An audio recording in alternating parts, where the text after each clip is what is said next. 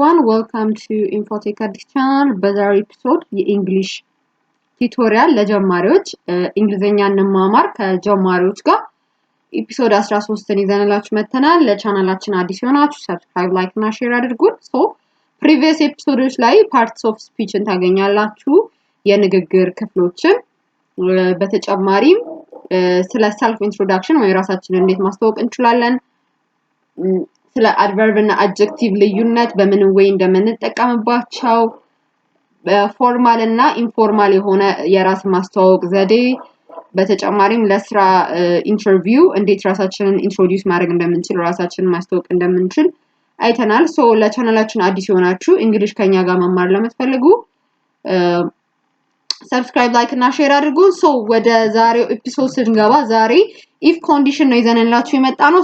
conditional sentence ወይም ደግሞ if clause and conditional sentence ነው።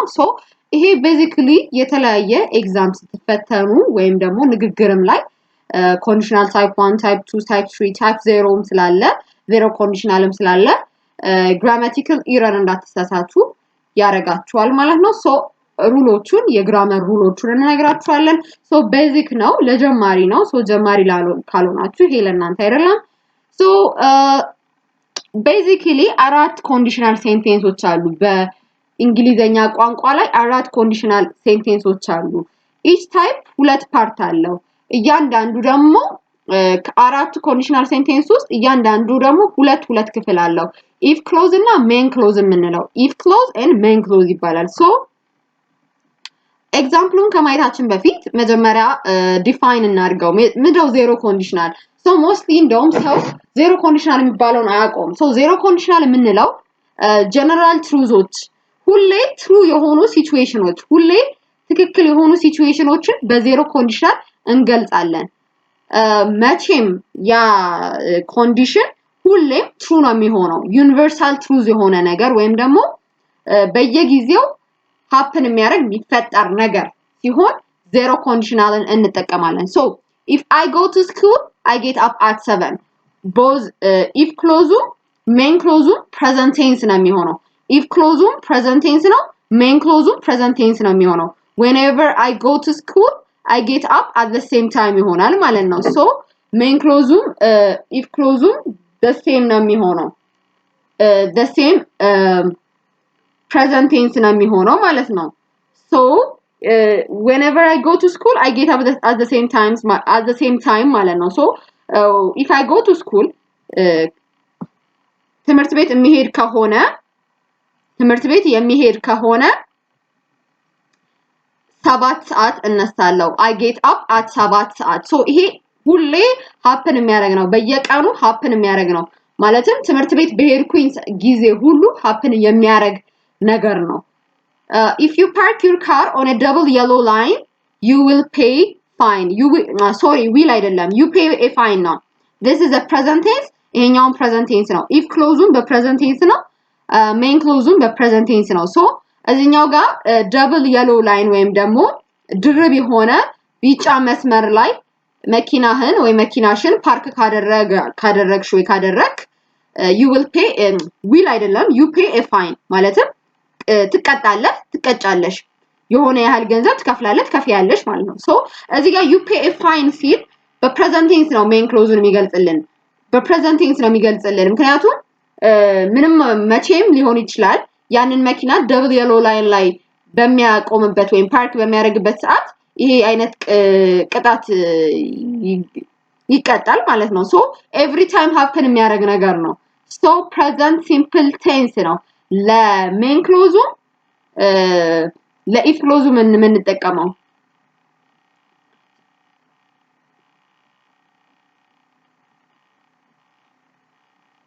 አሁን ለምሳሌ ዩኒቨርሳል ትሩዞችንም ልንጠቀም እንችላለን። if you heat a water at 100 degree centigrade it boils ሊሆን ይችላል። ዩኒቨርሳል ትሩዞች የሆነ ሁሌ ትሩ የሚሆኑ ነገሮች በ100 ዲግሪ ሴንቲግሬድ ውሃን ካፈላችሁት ቦይል ያደርጋል የሚለውን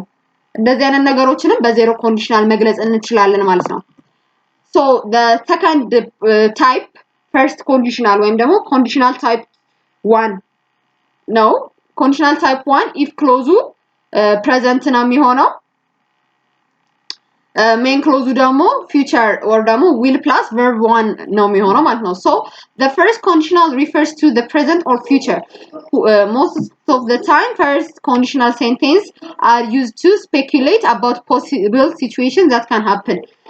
that can really happen speculate ነው የሚያደርገው የሆነ ነገር happen ያደርጋል የሚለውን speculate ያደርጋል ለምሳሌ first conditional type if clause present ነው main clause ደግሞ will ወይም ደግሞ future plus verb 1 ነው if he studies hard ካጠና he will pass the exam ፈተናውን ያልፋል if we catch the train at 10:15 we will arrive on time if you don't get the ticket what will you do so ይሄኛው if clause present tense ይሆንና main clause future ይሆናል so most of the time present ወይም ደግሞ future ነው የሚያሳየው አሁን እዚህ ጋር ካጠና he will pass the exam ስንል ስለ ፊውቸሩ ነው ያወራን ያለ ነው so በትክክል ያጠና ከሄደ አሁን present ላይ ያጠና ከሄደ መጨረሻ ላይ ፈተናውን ያልፋል ማለት ነው ፈተናው መቼ እንደሚሰጥ in the future ነው if we catch the 10:15 train we will arrive on time so 10:15 ላይ ያለውን ትሬን 10 ሰዓት ከ15 ላይ ያለውን ትሬን ካች ካረገን በጊዜያችን እንደርሳለን so future ነው የሚገልጽልን እና mostly first conditional future ነው የሚገልጽልን but there are cases present tense የሚገልጽልን ኬዞች ይኖራሉ so we will see about the examples next time so second conditional ላይ the second conditional present ወይም future ነው የሚገልጽልን the second conditional ላይ ደግሞ ታይፑ ምንድነው if clause had plus verb 1 ይቀበላል ወይም ደግሞ had plus verb 1 ከዛ no sorry second conditional ላይ if clause past tense ነው ምንም had plus አይደለም v2 ነው የሚቀበለው if clause verb 2 ወይም ደግሞ past tense ነው if clause ከዛ main clause ደግሞ would plus verb 1 ይቀበላል ማለት ነው ለምሳሌ if I had more time I would help you ስንል had verb 2 ነው ተጨማሪ ሰዓት ቢኖረኝ ኖሮ ረዳህ ነበር ወይም ረዳሽ ነበር ነው so I would blend verb 1 ነው if I won $1 million I would start one እዚህ ጋር win ነበር አይደለ verb 1 ወይም ደግሞ simple present tense win ነው past tense ሲሆን የwin won ይሆናል so if I won $1 million I would start a business of my own ይሆናል so this is second conditional if I were a bird I would fly so ብዙ ጊዜ ደግሞ አሁን እንደዚህ አይነት never happen የሚያደርጉ ነገሮች ናቸው mostly አሁን ለምሳሌ if I were a bird I would fly ስንል መቼም bird ልሆን አልችልም but if I were a bird ብለን ነው የምንናገረው ምንድነው ወፍ ብሆን ኖሮ እርግብ ብሆን ወፍ ብሆን ኖሮ መብረር እችል ነበር so this is improbable የሆነ situation ነው so ምንድነው የዜሮ ኮንዲሽናል ያው general truth or ደግሞ general truth ወይም ደግሞ everyday happen የሚያደርግ ነገሮች ናቸው first conditional ላይ ደግሞ probable ነው probable possibility ያለው ነገር ነው second conditional ደግሞ improbable የሆነ ነገር ነው so improbable ማለት we speculate about situation that will probably never happen so they are improbable ግን 100% they are not like impossible አይደሉም improbable ናቸው so if I were rich I wouldn't work if he was younger he would marry her so if I were rich I wouldn't work ስለ rich አይደለሁም ለዛ እሰራለሁ ማለት ነው so if I were you I wouldn't do it ስንል ደግሞ አንተን ወይም አንቺን በሆን ኖሮ አላረገውም ነበር ይሄንን የሚለውን ነገር ይገልጽልናል ማለት ነው so እዚህ ጋር ኮምፔር ከማድረጋችን በፊት third conditionalን እንዴ third conditional ደግሞ ስለ ፓስቱ ነው የሚያወራልን impossible ነው በቃ አሁን ይሄ there is no possibility አሁን እዚህ ጋር if I had won $1 million I would have started a business of my own የሚለውን ነገር it is never happening በቃ it is in the past የፓስት ነገር ነው there is no possibility of it happening possibility የለውም happen የማድረጉ possibility የለውም third conditional ላይ so impossible ነው ማለት ነው third conditional ኮንዲሽናችን or ደግሞ ይሄ grammatically ስንጽፈው ደግሞ if clauseአችን had plus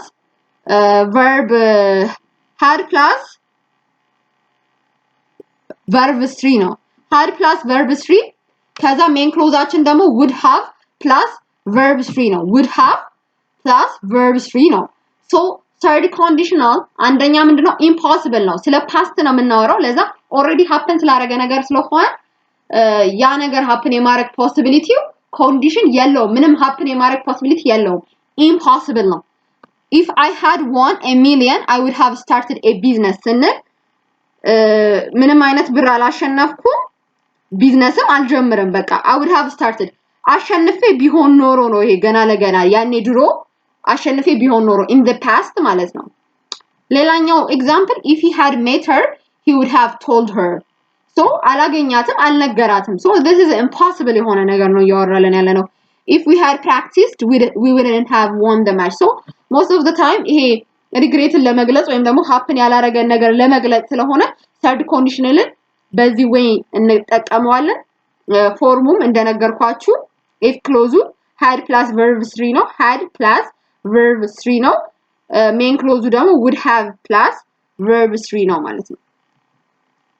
so እዚህ ጋር compare የሚያደርግልንን እናያለን the first conditional first the second conditional so first conditionም second conditionም ወይም ደግሞ conditional type 1 እና conditional type 2 both present እና future እና የሚገልጽልን but የfirst conditional possibility ወይም ደግሞ probable የሆነ condition ነው if he studies hard he will pass the exam so በትክክል ካጠና ከዚህ በኋላ ማለት ነው አሁን ከምናገርበት point በኋላ ካጠና ያልፋል ይሄ ልጅ otherwise አያልፍም so there is a possibility አጥንቶ የማያልፍበትም possibility አለ second conditional ግን improbable ነው ምክንያቱም mostly እዚህ ጋር if I had more time I would help you ስንል time የለኝም ግን ኖሮኝ ቢሆን ኖሮ ተጨማሪ ሰዓት ኖሮኝ ቢሆን ኖሮ እረዳህ ነበር ነው so improbable ወይም ደግሞ happen የማድረግ ቻንሱ probability የሌለውን ነገር ነው second conditional የሚገልጽልን so the main difference between the first and the second conditional is about probability the first conditional realistic ነው the second conditional ደግሞ unrealistic ነው so the first conditional possibility ወይም ደግሞ possibility ያለው ወይም probable ነው የምንለው second condition ደግሞ improbable ነው የምንለው sometimes we use either the first or the second conditional with the following difference in meaning so if I see him I will tell him so I suppose I will see him because we go into the same school ወይም ደግሞ if I see him I will tell him there is a possibility ልጁን የማየት possibility አለኝ ታየው ደግሞ እነግርልሃለሁ የሚለውን ኮንቴክስት ያሳየናል if I saw him I would tell him ስንል ግን probable አይደለም improbable ነው ግን በቃ if there is በቃ slightest condition ካለ I would tell him ነው if I need your help I will call you so there is a possibility ያንቺን ወይም ያንተን help የሚፈልግበት possibility አለ ወይም ደግሞ there is a condition ያንቺን ወይም ያንተን help የሚፈልግበት ያኔ I will call you ይሄ possible የሆነ condition ነው if I needed your help I would call you ሲል ደግሞ improbable ነው ግን slightest chance ካለ helpህን ወይም helpሽን የሚፈልግበት እርዳታሽን የሚፈልግበት slightest የሆነ condition ካለ እደውላለሁ የሚለውን situation ይገልጽልናል ሌላኛው ደግሞ ይሄ basically grammatical formaቸው if plus simple present tense plus will plus verb 1 ነው የመጀመሪያው ያኛው ደግሞ verb 2 ይሆንና if conditionu ያኛው main clause ደግሞ would plus verb 2 ይሆናል ማለት ነው እዚህ ጋር እንደምናየው type 1 ላይ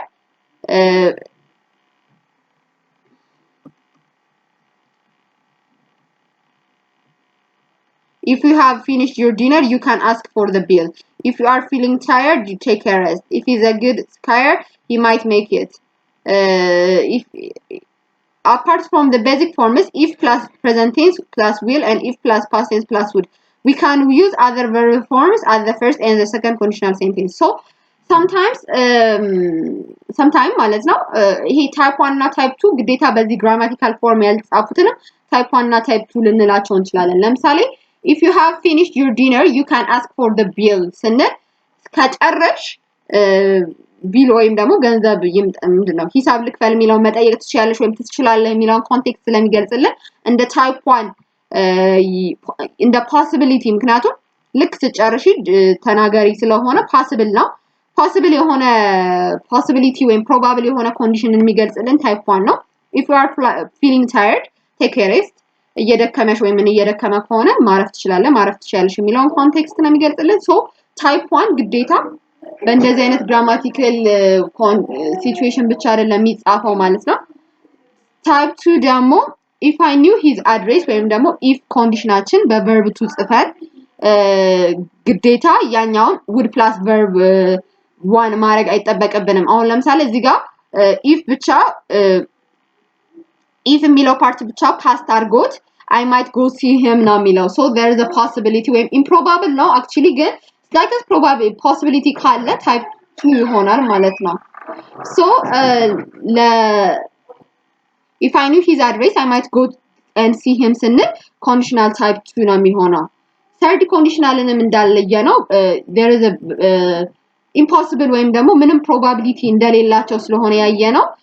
this is like ከሁለቱ ኮንዲሽኖች ከፕሪቪየሱ or conditional type 2 እና ከtype 3 ከtype 2 እና ከtype 1 totally different ናቸው የሚሆኑት ምክንያቱም totally happen የማድረግ ቻንሳቸው impossible ስለሆነ ማለት ነው በother form conditional type 3 ስንገልጽ ደግሞ we didn't save any money if we had saved some money we might have bought the house ብለን ከዛኛው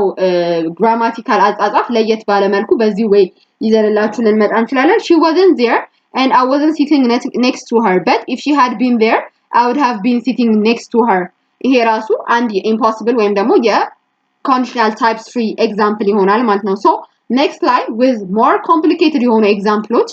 እና more ለእናንተ easy በሚሆንበት መንገድ ይዘንላችሁ እንመጣለን but the example will be more complicated እና more ለእናንተ upgrade የሚያደርጋችሁ ይሆናል ማለት ነው so ለቻናላችን አዲስ ሆናችሁ እንግሊሽ ከኛ ጋር መማር ለምትፈልጉ subscribe like እና share አድርጉ thank you for